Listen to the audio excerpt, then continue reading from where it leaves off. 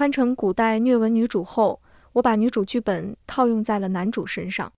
除了怀孕流产之外，被卖进南风馆，被追杀，被下毒，被挂在城墙上暴晒3天，被关地牢，被挖眼睛，这些虐身虐心的剧情，我通通给男主来了一遍。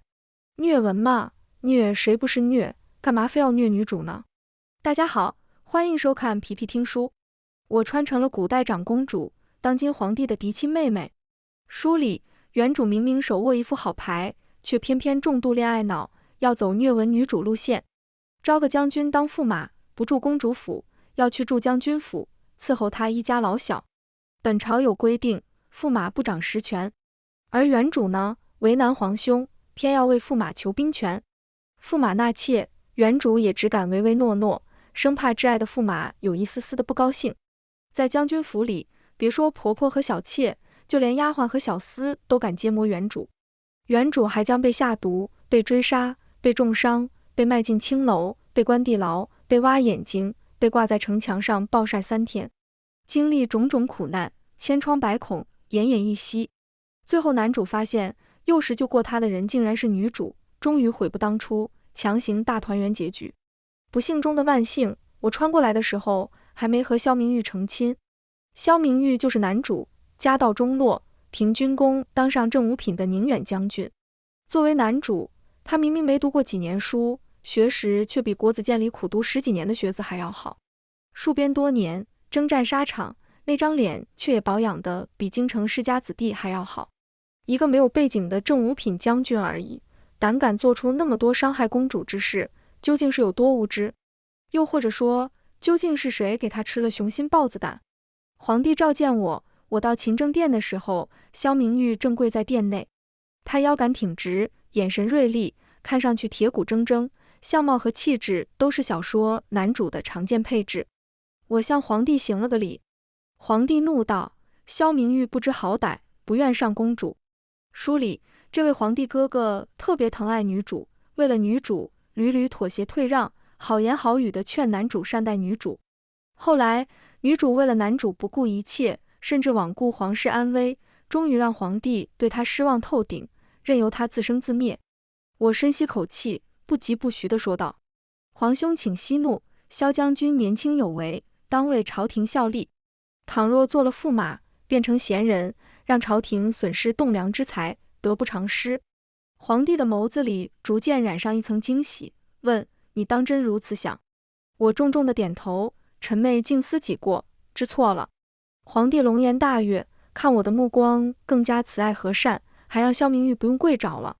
萧明玉告退后，皇帝对我说：安养，你是朕一母同胞的亲妹妹，朕允许你自己选驸马，但你不可做出有损皇室尊严之事。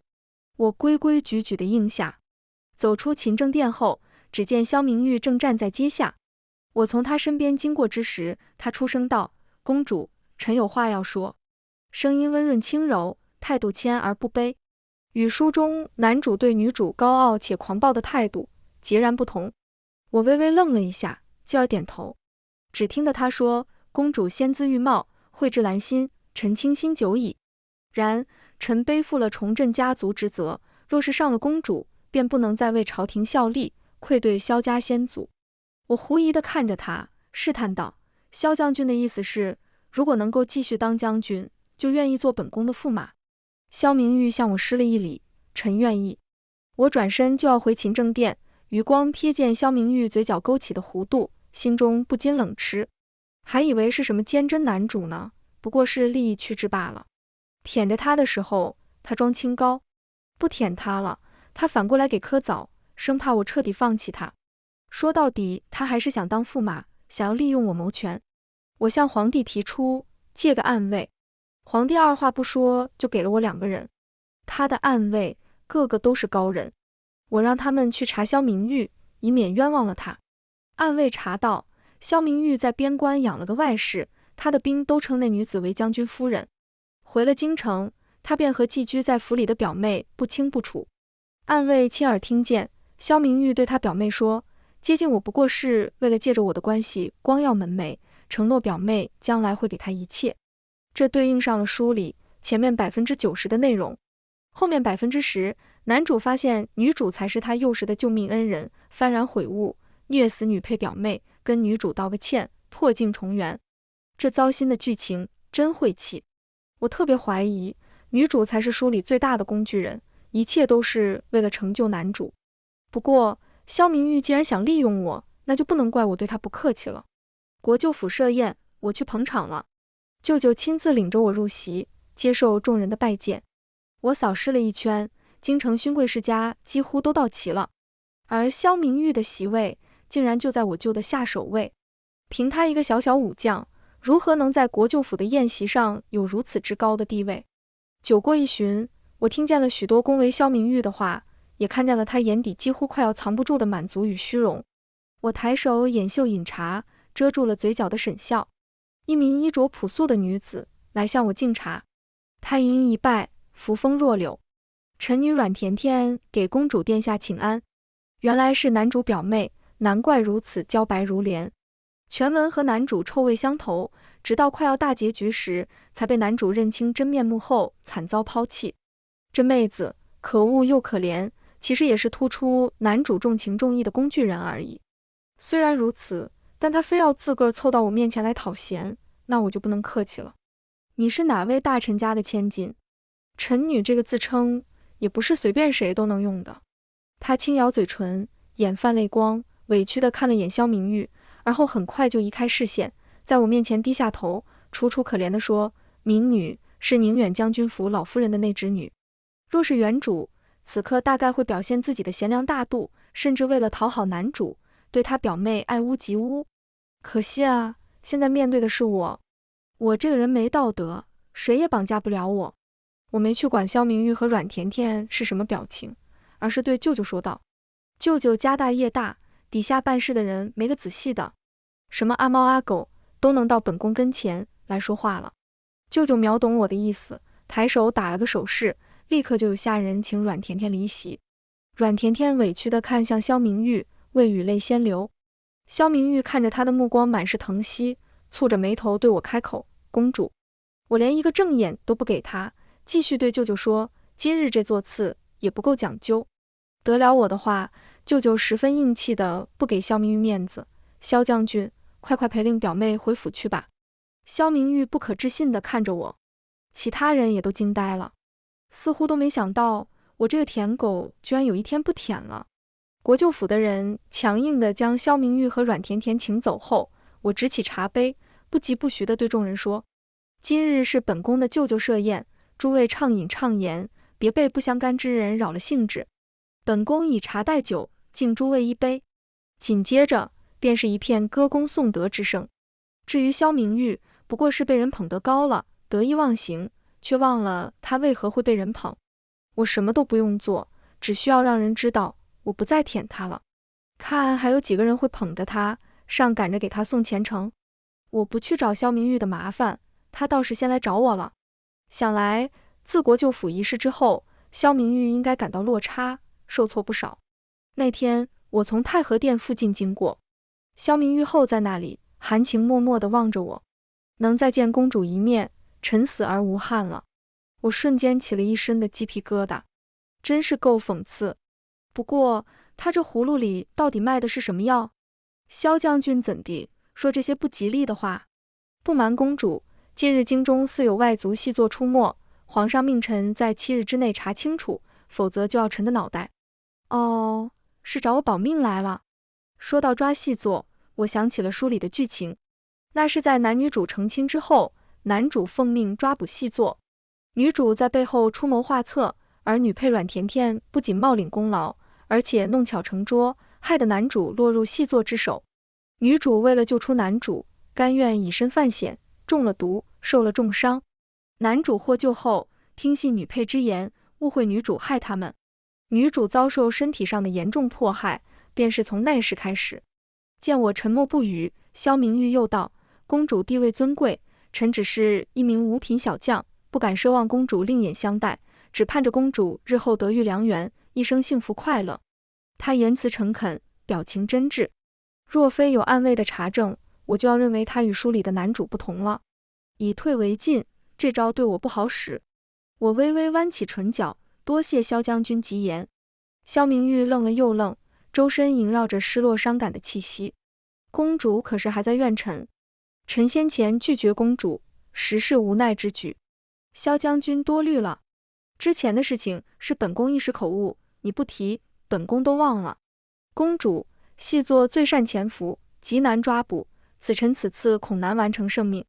萧明玉的话戛然而止，露出一副视死如归的表情，向我行了一礼，臣告退。说罢，他便转身而去。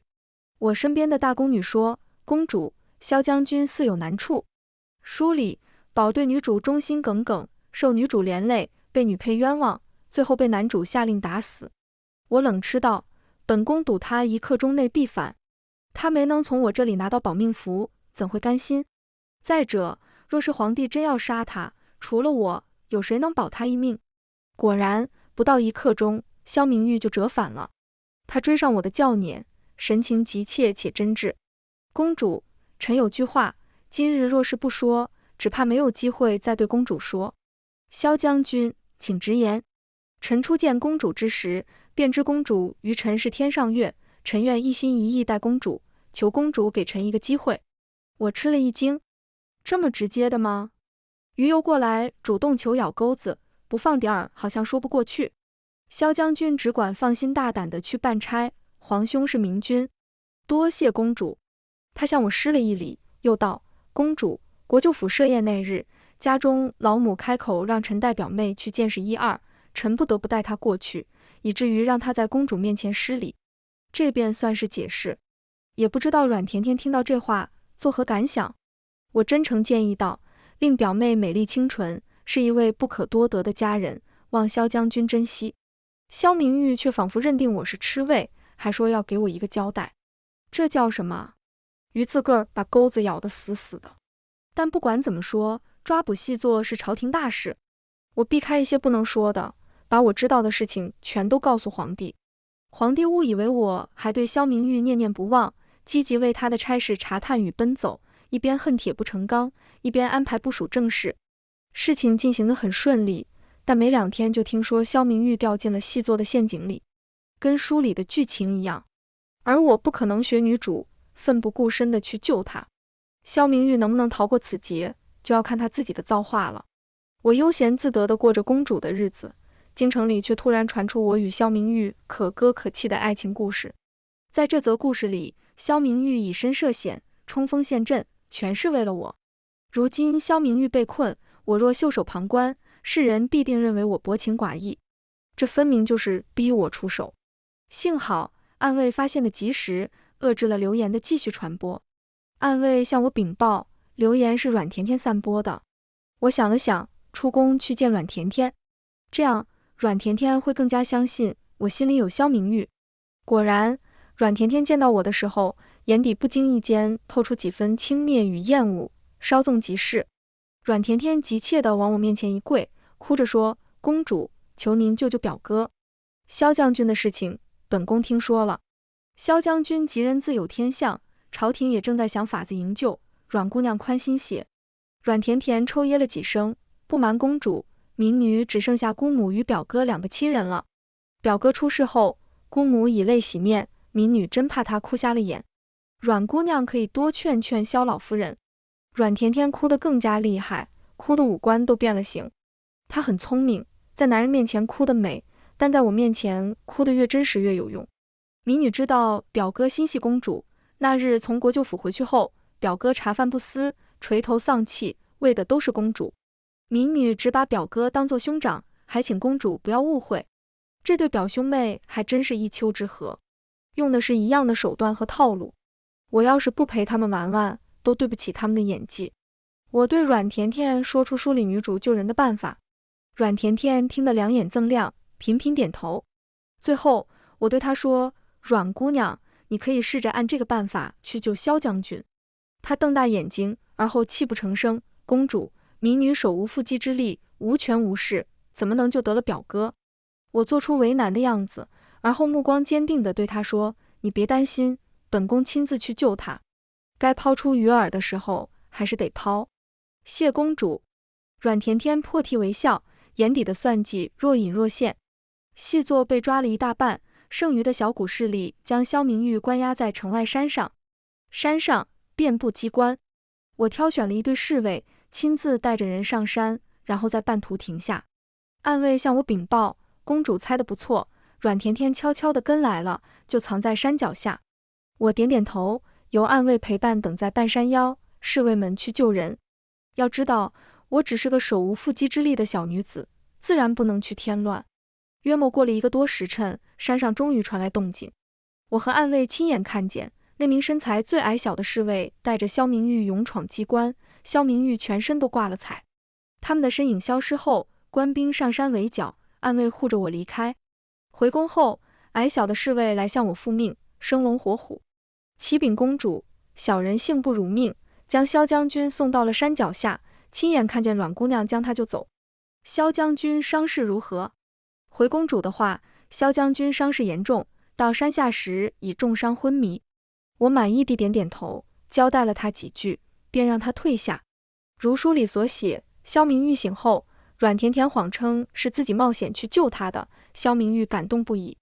然而接下来的事情就要和书里不同了。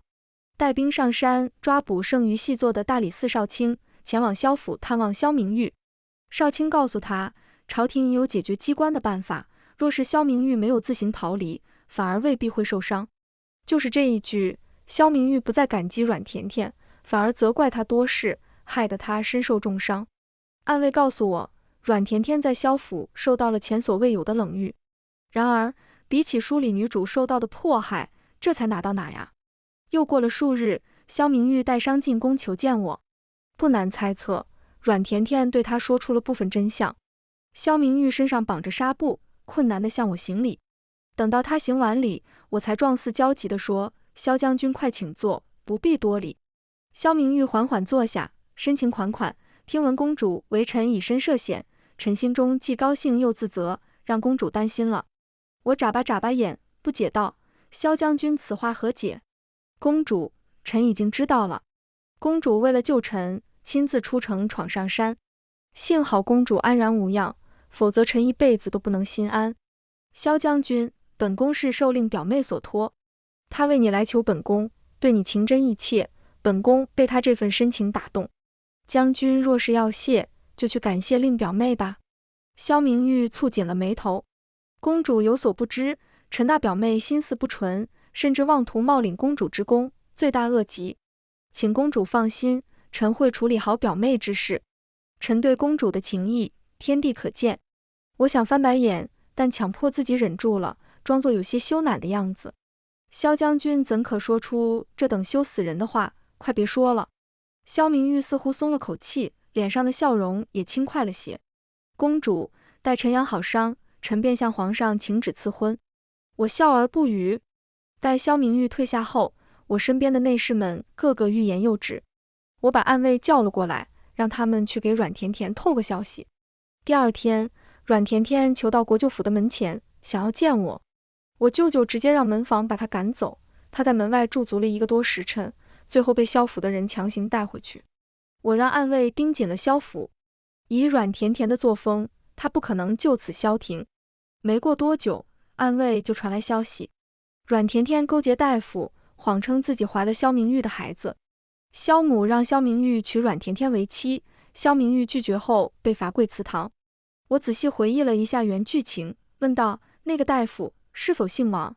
回公主的话，正是姓王。我不由得沉了沉眸。女配的帮凶王神医也出现了。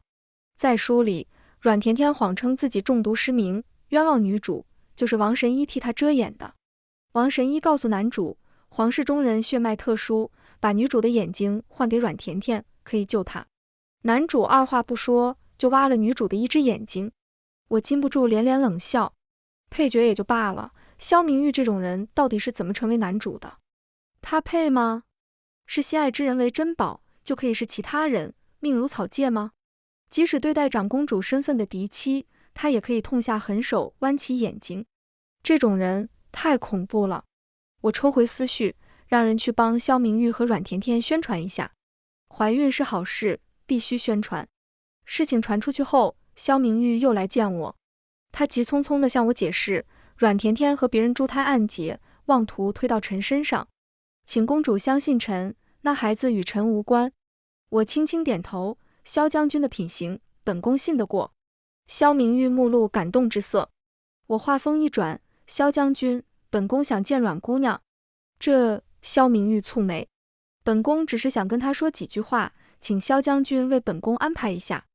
我把姿态放得很低，明明召见个民女很容易，却偏要萧明玉来做主安排。萧明玉似乎很受用，应下了此事。很快的，我便在宫里见到了阮甜甜，她扑通一声跪在我面前，潸然泪下。公主，民女已经怀了表哥的孩子，请公主高抬贵手，放过民女。民女愿离开京城，和孩子永不回京。我亲自扶起她，心疼地看着她。你怀了萧将军的孩子，更要保重身体。哭多了伤身。阮甜甜愣了一下，讷讷地被我扶着坐下。阮姑娘，本宫和你说几句梯级话。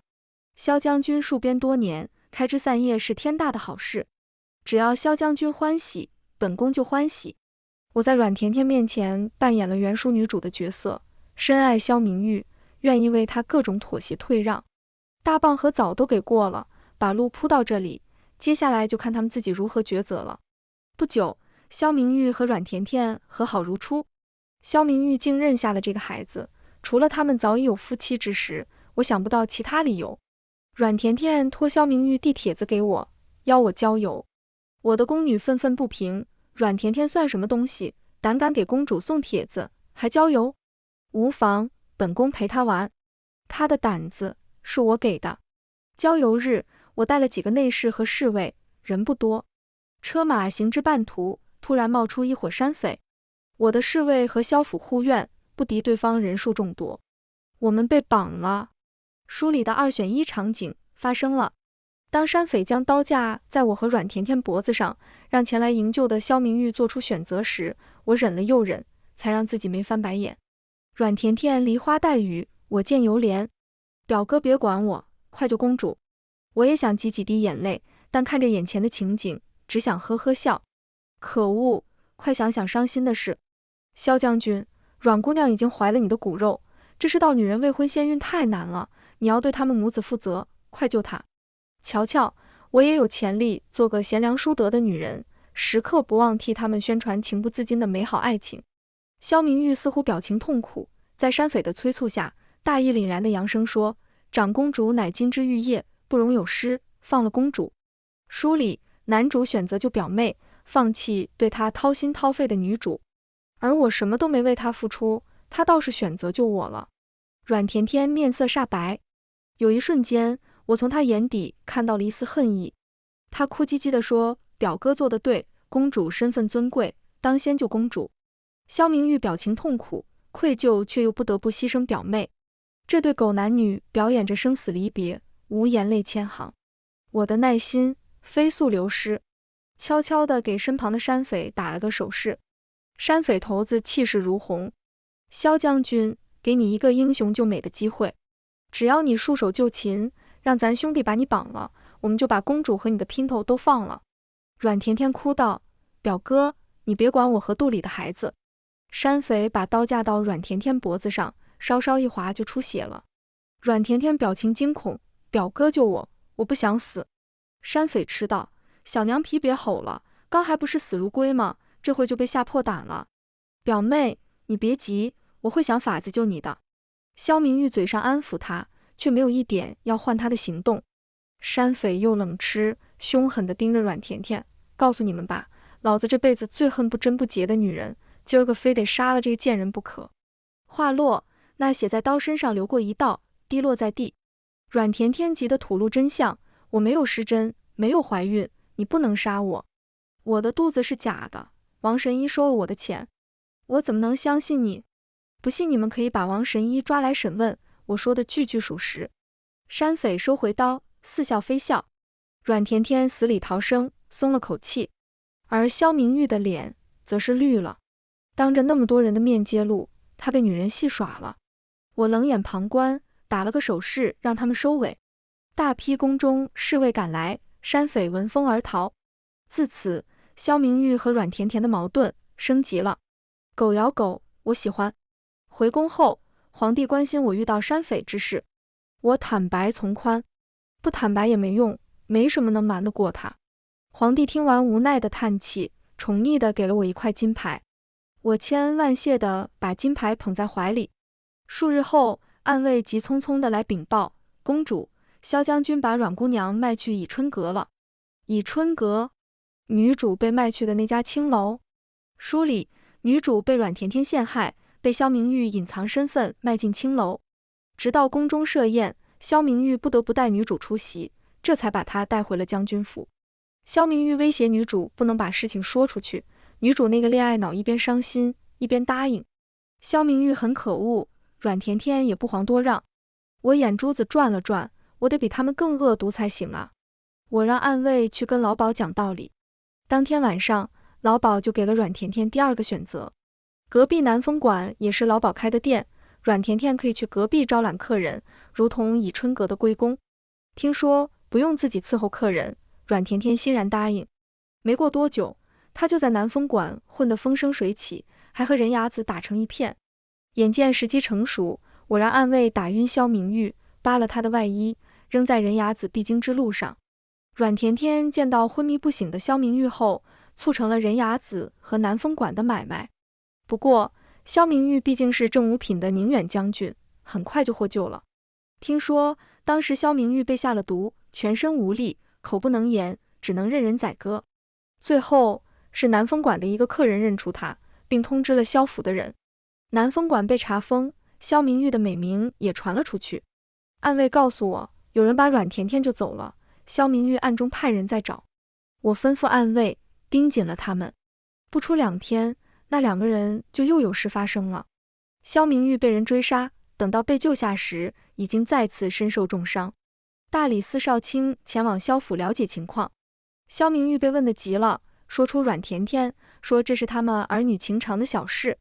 大理寺加派人手将阮甜甜找了出来。阮甜甜说她气萧明玉负心薄情，于是花钱雇人给自己出气。2人倒是口供一致。阮甜甜回到了萧府，明明发生这么多事，他们却诡异地恢复了和平相处。我越发觉得这2个人藏有共同的大秘密。我仔细回忆剧情，一遍又一遍。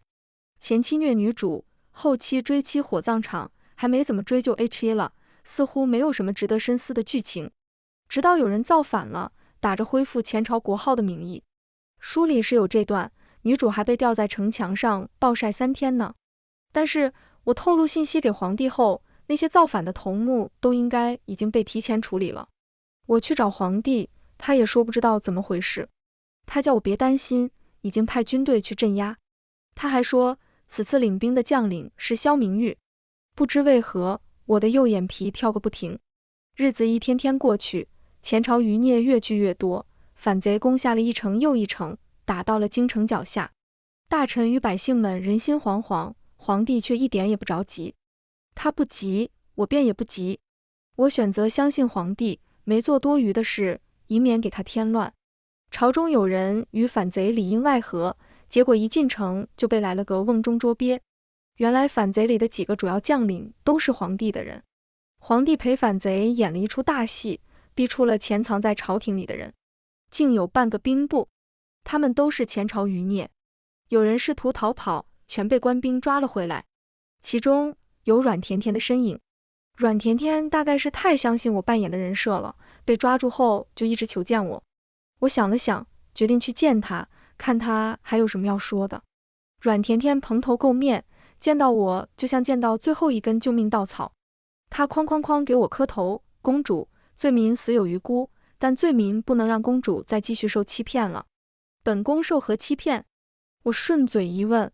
萧明玉企图利用我谋权之事，我一早就知道了。